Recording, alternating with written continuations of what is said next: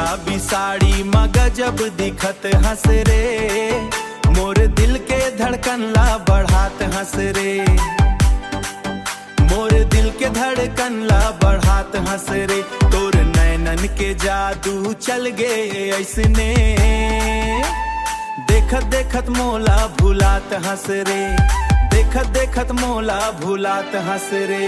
माथा मा बिंदिया खोपा मा गजरा, माथा मा बिंदिया खोपा मा गजरा, चांद जैसन चमके तोर मुखड़ा, चांद जैसन चमके तोर मुखड़ा।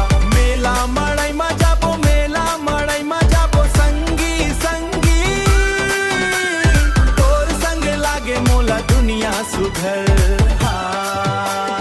गुलाबी साड़ी मा गजब दिखत हंस रे, मोर दिल के धड़कन ला बढ़ात हंस रे, मोर दिल के धड़कन ला बढ़ात हंस रे। पायल के छन छन सुन के ए रानी, सुन के ए रानी, मोर मन होर दीवानी, मोर मन होर दीवानी। हाथ ला धर के चलबे जब संगी, पूरा हो जाही मोर प्रेम कहानी। हरे हरे हरे हरे हरे हरे हरे हरे हरे। गुलाबी साड़ी मा गजब दिखत हंस रे, मोर दिल के धड़कन ला बढ़ात हंस रे, मोर दिल के धड़कन ला बढ़ात हंस रे। तोर नैनन के जादू चल गे ऐसने,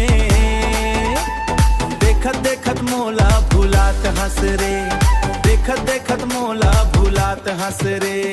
तोर मुस्कान मा बस गे मोर जियरा, तोर माया मा डूब गे मोर नदिया। गुलाबी साड़ी मा ऐसन सजथस, जैसे धरती माँ उतर गे परिया।